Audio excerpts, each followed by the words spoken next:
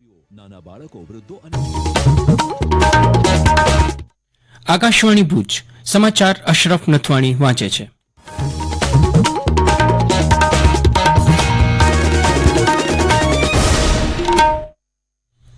નમસ્કાર. લોકસભા ચૂંટણીના છઠ્ઠા તબક્કામાં 7 રાજ્યો અને 1 કેન્દ્રશાસિત પ્રદેશની 58 બેઠકો માટેના મતદાનનો હવે ગણતરીની ઘડીઓમાં પ્રારંભ થશે. આજે જ્યાં મતદાન થવાનું છે એમાં સૌથી વધુ 14 બેઠકો ઉત્તર પ્રદેશની છે, બિહાર અને પશ્ચિમ બંગાળની 8, ઓડિશાની 6 અને ઝારખંડની 4 તથા જમ્મુ કાશ્મીરની 1 બેઠકનો સમાવેશ થાય છે. ઉપરાંત આજે હરિયાણાની બધી 10 અને દિલ્હીની 7 બેઠકો પર એક જ તબક્કામાં મતદાન થશે. આજે જેમના ભાગ્યનો ફેંસલો થશે એમાં ભાજપના ધર્મેન્દ્ર પ્રધાન, મેનકા ગાંધી, મનોજ તિવારી, હરિયાણાના પૂર્વ મુખ્યમંત્રી મનોહરલાલ ખટ્ટર, કોંગ્રેસના કનૈયા કુમાર, જમ્મુ કાશ્મીરના પૂર્વ મુખ્યમંત્રી પીડીપીના મહેબૂબા મુફ્તી વગેરે મુખ્ય ઉમેદવારો છે. મતદાન સવારે 7 વાગે શરૂ થશે અને સાંજે 6 વાગે પૂરું થશે. 889 ઉમેદવારો આ ચૂંટણી જંગમાં છે. દૂરદર્શન કિસાન ચેનલ એઆઈ ક્રિશ અને એઆઈ ભૂમિ આ બંને એઆઈ એન્કરોનો ઉપયોગ કરનાર દેશની પહેલી સરકારી ટીવી ચેનલ બનશે. કેન્દ્રીય કૃષિ મંત્રાલયની યાદીમાં જણાવાયું છે કે આ એન્કરો 50 ભાષાઓમાં વાતચીત કરી શકે છે તેમજ સતત 24 કલાક સુધી સમાચાર વાંચનની ક્ષમતા ધરાવે છે. સમગ્ર દેશના બધા જ રાજ્યોના કિસાન ચેનલના દર્શકો આ એન્કરને નિહાળી શકશે.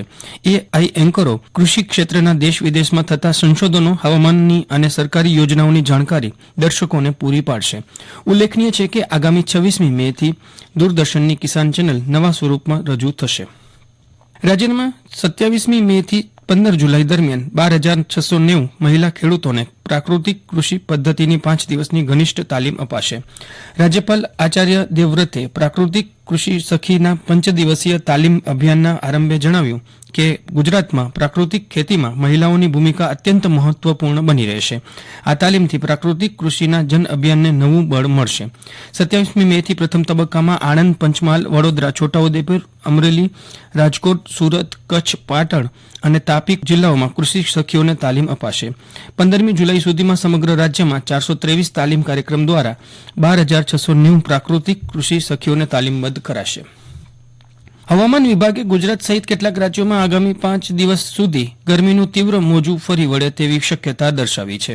હવામાન વિભાગના આર.કે. જૈનમનીએ આકાશવાણી સાથેની વાતચીતમાં જણાવ્યું કે આ સમયગાળામાં સંબંધિત વિસ્તારોમાં મહત્તમ તાપમાન 44 થી 48 ડિગ્રી સેલ્સિયસ રહેવાની સંભાવના છે. આથી હવામાન વિભાગે સંબંધિત વિસ્તારોમાં રેડ અને ઓરેન્જ એલર્ટ જારી કર્યા છે. દરમિયાન છેલ્લા 10 દિવસ કરતાં વધુ સમયથી કચ્છ ગરમીના અતિ આકરા અને તીવ્ર દોરમાંથી પસાર થઈ રહ્યો છે. જોકે છેલ્લા 2 દિવસથી તાપમાનમાં જોવા મળતા સામાન્ય ઘટાડા વચ્ચે હજુ 3 દિવસ ગરમીની આકરી આણ અનુભવાય પછી રાહત મળે તેવા એંધાણ વર્તાઈ રહ્યા છે.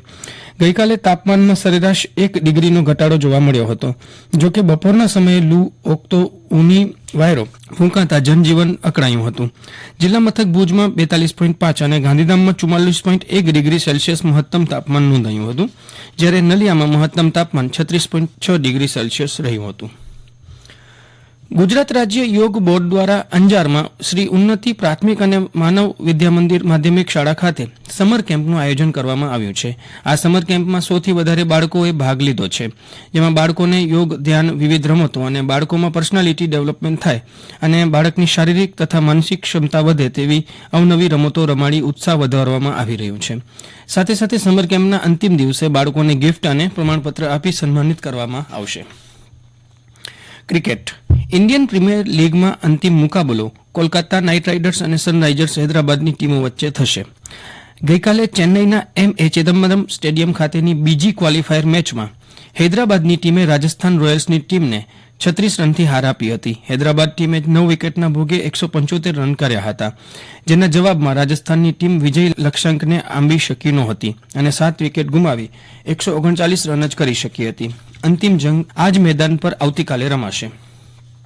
એનડીઆરએફની ટીમ દ્વારા અંજાર તાલુકાના વિવિધ ઉદ્યોગો તેમજ દરિયાકાંઠાના ગામો અને નીચાણવાળા વિસ્તારોમાં સામાજિક જાગૃતિ કાર્યક્રમો યોજાયા હતા, જેમાં આપત્તિ વ્યવસ્થાપનના ભાગરૂપે ધરતીકંપ, સુનામી, પૂર, વાવાઝોડું, આગ લાગવી અને અકસ્માત વખતે આપત્તિઓ સમયે કઈ રીતે લોકોને બચાવી શકાય તે અંગે લોકોને વાકેફ કરવામાં આવ્યા હતા.